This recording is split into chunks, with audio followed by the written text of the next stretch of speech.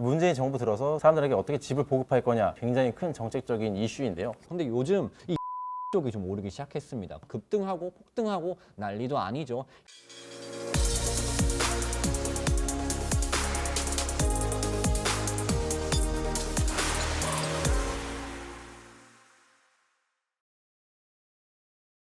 유화. 안녕하세요 여러분. 이상투자자문의 자산운용부 팀장 김주훈 팀장입니다. 이대용 팀장입니다. 자, 오늘은 따끈따끈한 이슈를 준비해 봤습니다. 바로 오늘 발표된 정부의 주택 공급에 대한 주제인데요. 2025년까지 전국 대도시에 무려 83만 호의 주택 부지를 공급한다는 이슈가 발생했습니다. 시장에서는 벌써 관련주, 수혜주 찾기에 참 분주한 모습인데요. 그래서 저희 이상투자 자문이 또 여러분들의 수고를 덜어드리고자 이렇게 준비해 봤습니다. 자, 영상 시전에 좋아요와 구독 버튼 한 번씩 눌러주시고요. 샵 9109로 저희가 종목 강의 10분 정도방이 아니겠습니까? 10분 동안에 말하지 못하는 내용이 너무나도 많아요. 더 좋은 적도 많기 때문이죠. 그렇기 때문에 여러분들 샵 9109로 문자로 성함 남겨주신다면은 아쉽게 못했던 얘기들, 해당 얘기들까지 모두 안내를 도와드리도록 하겠습니다.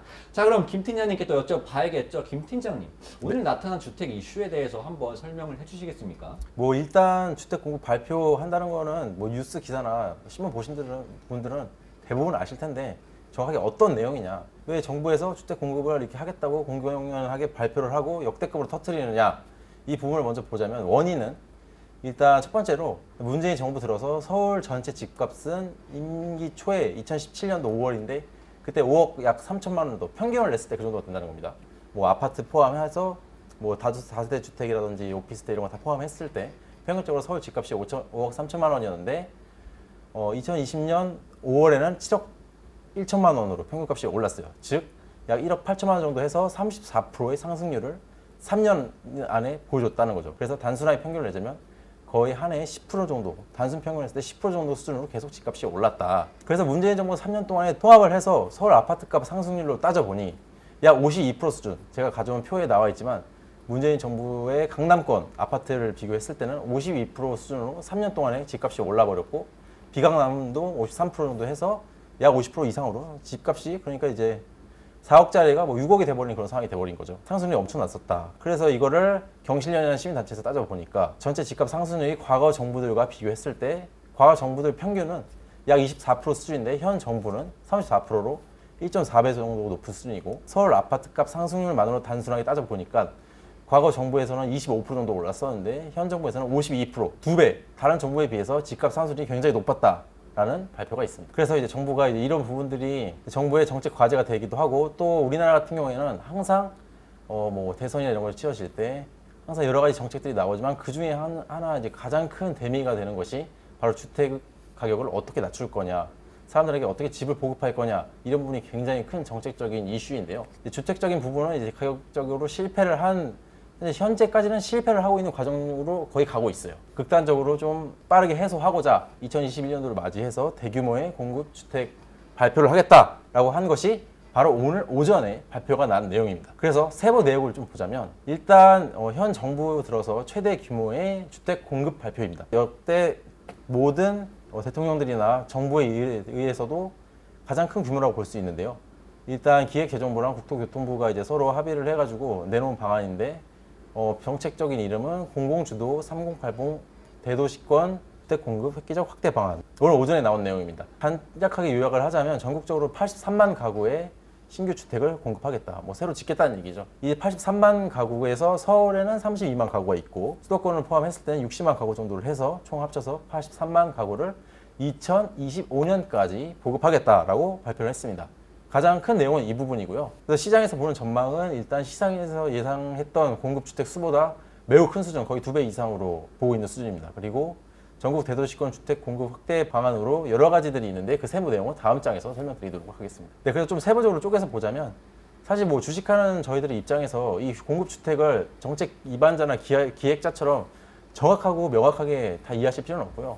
그만큼 주택 공급을 역대급으로 풀기 때문에 굉장히 큰 이슈가 되고 당연히 주식시장에도 큰 이슈가 된다라는 골자만 이해해 주시면 됩니다. 그래서 이 내용에 대해서는 깊게 생각하지 않으셔도 되는데 일단 주택 공급 발표의 방안으로 이제 역세권을 이제 고밀도로 개발을 더 해서 거기다가 이제 아파트를 짓든지 뭐 자가주택을 짓든지 공공임대주택을 짓든지 이렇게 해서 개발할 예정이고, 그 다음에 신규 택지라고 해서 이제 현재는 포함이 되어 있지 않지만 이제 새로운 땅들도 이제 아파트를 세우거나 이렇게 하겠다는 내용의 발표를 했고요. 그리고 재건축 규제 같은 것도 뭐 현재 뭐 층 높이라든지 뭐 그런 것들, 뭐 용적률, 뭐 같은 세대가 포함할 수 있는 그런 공공세대 뭐 공통 면적 이런 부분들도 완화를 해서 규제를 완화한다. 그래서 전체 공급 물량을 늘리겠다 이렇게 말을 했었습니다. 아까 전에 83만 가구 중에서 전체 83만 가구 중에서 57만 가구는 도심 내에서 이제 신규 사업으로 완전히 이제 새 건물을 올리겠다 이렇게 말을 했고요. 26만 가구는 이제 공공 택지라든지 이제 신규 택지 지정으로 해서 확보를 해가지고 올리겠다 이렇게 말을 했습니다. 그리고 제가 추가적으로 파악한 내용을 보니까 약 60%에서 70% 정도는 공공임대 아파트라든지 아파트 형태로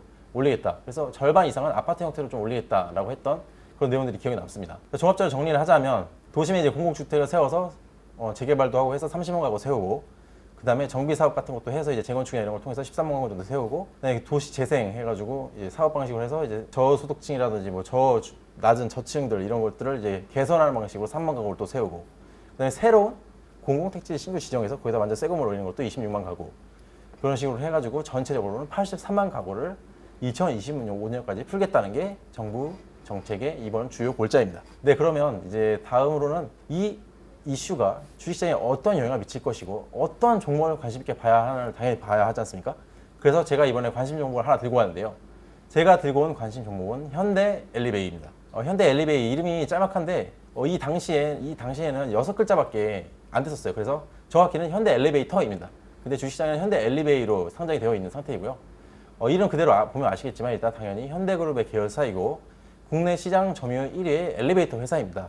엘리베이터나 에스컬레이터 같은 것들을 이제 설치도 하고 유지 보수 AS라고 하죠. 그런 부분도 하면서 종합적인 관리 시스템을 갖추고 있는 회사이고요. 이 회사 산하로 뭐 현대아산 그리고 현대경제연구원 등의 계열사도 꾸리고 있는 회사입니다. 그래서 이제 매출적인 부분을 따져보자면 매출이나 영업이익 같은 것들은 꾸준하게 발생을 하고 있는데, 건설업이라고 하는 것 자체가 우리나라 토지는 한정이 되어 있잖아요. 그렇기 때문에 무작정 이제 계속적으로 꾸준하게 상승하기는 쉽지가 않아요. 왜냐하면 한정된 파이 안에서 건설사들이나 다른 회사들이 이제 나눠먹는 구조가 되기 때문에 일단 어느 정도 일정 수준 이상의 매출이 확보되면 안정적으로 꾸준하게 나오는 장점이 있고, 다만 그 파이가 계속적으로 크게 커지기는 쉽지가 않다, 이런 부분이 있습니다. 그런 점에서 봤을 때도 매출이나 영업이익이 꾸준히 발생을 하면서 지속적으로 평균적인 수준 이상을 계속 찍어주고 있어요. 그런 부분이 있고, 2018년에는 이제 경기가 별로 좋지 않아서 건설업도 호황이 아니었기 때문에 조금 젖어있던 부분이 있지만 2019년도에는 그 이상으로 좀 회복을 하면서 턴어라운드 된 현재 상황이 있습니다. 2020년도에는 이제 건설업까지 같이 호황이 되면서 엘리베이터 사업들도 신규 주택이나 이런 걸 사용이 되면 당연히 엘리베이터나 이런 것도 들어가게 되잖아요. 그렇기 때문에 엘리베이터 수주나 이런 부분도 더욱 늘어날 전망이다 라고 보고 있습니다. 자, 이제 차트적인 부분으로 보자면 제가 항상 말씀드리고 좋아하는 박스권부터 설명을 드릴 텐데요. 현재 이 종목은 이제 박스권 안에 소속해 있는데, 일단 박스권의 중단 부분에 소속해 있습니다. 쉽게 말해서 현재 고점 부분은 아니고 시장에서 건설주 다음으로 아직 관심을 크게 가지고 있지는 않은 상황이라고 보실 수도 있지만, 현재 최근에 흐름이 조금씩 생기면서 차트가 이제 변동성이 커지는 부분에 있습니다. 그리고 최근에 상단을 한번 돌파를 하려고 시도를 했었고, 정확히 2번의 상단 터치하려는 노력 후에 지금 현재는 다시 중단 부분에 내려와서 힘을 모으고 있는 상황이다, 이렇게 보시면 되겠고요. 이런 차트가 형성되는 이유로는 일단 수급적인 측면에서는 외국인이 지속적으로 매수를 가담하면서 순매수 규모가 이제 2조 6천억 원 정도로 이제 가고 있다는 상황이 되겠고, 그다음에 기관계에서는 현재 마이너스 순매도 부분이 있기는 하지만 지속적으로 매수를 하면서 조금씩 같이 들어오는 형태로 되어 있고, 양매수 형태로 진행이 되었을 때 상단 돌파를 할 가능성이 굉장히 높다, 이렇게 보고 있습니다. 네, 그럼 이제 두 번째 종목이나 세 번째 종목도 당연히 저희가 준비를 해왔는데요. 이 팀장님, 그 두 번째로 혹시 관심을 가지고 계신 종목 있으신가요? 사실 뭐 수혜주로 거론되고 있는 게 뭐 건설주랑 시멘트 아니겠습니까? 사실 근데 건설주랑 시멘트는 원래 많이 올랐어요. 이 이슈가 아니더라도 이전부터 뭐 경기 활성화에 대한 기대감이란가 건설업 호황에 따라서 자동적으로 지속 상승폭으로 확대하던 관련 업종이라서 이번 이슈로 해서 수혜주로 말씀드리면 제한적이겠죠. 근데 요즘 분위기를 봤을 때 이 인테리어 쪽이 좀 오르기 시작했어요. 시작했습니다. 그리고 건물에 들어가는 이 부속품들, 그런 관련 업종들이 최근에 오르더라. 시멘트도 건설주도 물론 수혜주입니다. 하지만 이 종목들은 말이 오는 상황 속에서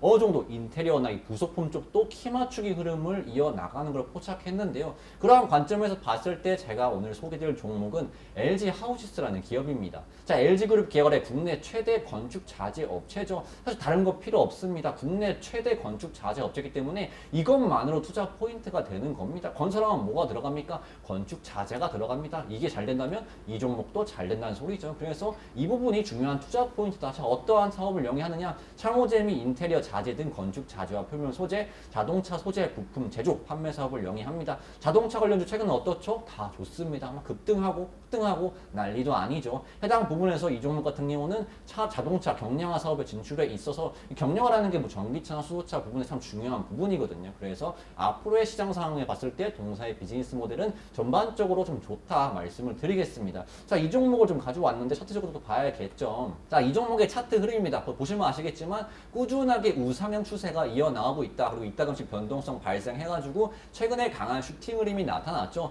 그러한 슈팅 흐름 속에서 오늘 같은 경우 어떻습니까? 추세를 다시금 전환하는 모습이 나타나는데 누가 들어오고 있다? 외인과 기관이 들어오고 있다. 일단 추세 전환 흐름을 외인과 기관이 잡아준다는 것은 당연히 긍정적이죠. 왜 추세를 잡고 다시 상승을 돌리려고 할까요? 앞으로의 시장 상황이 동사의 비즈니스 모델하고 너무 좋기 때문입니다. 왜? 국내 최대이기 때문이죠. 그렇기 때문에 여러분들께서 준비를 하신다면 참 이 종목을 권장을 드린다라고 말씀을 드리겠고요. 자, 한 종목 더 준비해 봤습니다. 바로 31CNS라는 기업인데요. 이 종목은 좀 못 들어보셨겠죠. 이 종목 같은 경우는 콘크리트 사업과 스틸 사업 전문 업체로 보시면 될 것 같은데요. 콘크리트 사업 부분에는 콘크리트 파일 및 뭐 생산을 판매합니다. 콘크리트 올라가죠. 왜? 많이 수요가 나타나니까 이 종목도 관련 수혜를 받을 수 있겠구나라고 보시면 될 것 같고요. 건설업종 많이 오르지 않았습니까? 그런 수혜 기대감 때문에 많이 올랐는데 이러한 부분에 있어 통계청에 따르면 콘크리트 파일 월별 가격 지수가 11월부터 가파르게 증가세가 나타난다고 합니다. 자, 11월 건설업이 본격적으로 상승이 시작됐던 그런 구간이죠. 그러한 부분에 있어서 이러한 가격적인 부분이 높아지게 된다면 어떤 겁니까? 수익성 개선이 나타난다는 부분입니다. 자, 이 종목도 수익성 개선과 함께 상승폭을 확대해 나갈 수 있겠죠. 좋다고 말씀드리고요. 뭐 교량, 건축류, 철골 등 스틸 사업도 영위하고 있어서 자, 도시를 짓고 한다면 당연히 교량이라는 게 부분이 필요하지 않겠습니까? 그래서 이 종목 또한 당연히 앞으로의 실적 수혜가 좀 예상이 되는 그러한 종목이다라고 보시면 될 것 같습니다. 자, 차트적으로도 봐야겠죠. 자, 보시면 아시겠지만 이 종목은 상장 이래로 지속 우하향하다가 최근 들어 좀 기지개를 피려고 고개를 들려고 하는 모습이 나타나고 있습니다. 자, 왜 그렇습니까? 앞으로의 시장 상황이 너무 좋기 때문이죠. 이 종목이 보유하고 있는 비즈니스 모델 자체가 앞으로 상황에서 수혜를 받을 것으로 투자자들은 기대하고 있기 때문에 지속 매수세가 들어오면서 이렇게 상승세가 나타나고 있다고 보시면 될 것 같습니다. 자, 수급적인 측면도 잡아보도록 하겠습니다. 최근 상승세 나타나고 있는데 어떻습니까? 외국인과 기관이 지속 들어오면서 물량을 늘려나가고 있습니다. 분명 어떤 분들은 짧게만 보셨을 때 이미 상승이 나타난 게 아닌가라고 생각을 하시죠. 그러한 관련 부분이 앞으로의 시장 상황을 여러분들께서 한번 생각해 보시고 이 종목이 어떠한 사업을 영위하고 있는지 생각을 다시 한번 해보신다면 해당 가격대는 부담스러운 가격대가 아니다라고 말씀을 드리고요. 오히려 이제껏 시세를 한 번도 제대로 내지 못했기 때문에 이번에 좋은 호재성 대형 이슈까지 만난 상황이기 때문에 더욱더 좋은 모습이 앞으로도 유지해 나갈 수 있는 그러한 종목이라고 보시면 될 것 같습니다. 자, 오늘 주택 관련 이슈 발생해서 이렇게 10분 종토방을 준비해 봤는데요. 참 10분이 참 짧습니다. 그래서 저희가 아직 드리지 못한 부분이 상당히 많아요. 이러한 희소성 있는 얘기들, 그러한 얘기들은 샵 9109로 문자로 성함만 남겨주신다면 해당 부분에서 더욱더 자세하고 좋은 정보들 소개를 해드리도록 하겠습니다. 자, 오늘 영상이 마음에 들었다면 좋아요와 구독 버튼 한 번씩 눌러주시고요. 다음 주도 더 좋은 종목과 정보로 여러분들을 찾아뵙도록 하겠습니다. 자, 지금까지 10분 종토방의 이대용 팀장, 김준 팀장이었습니다. 감사합니다. 감사합니다.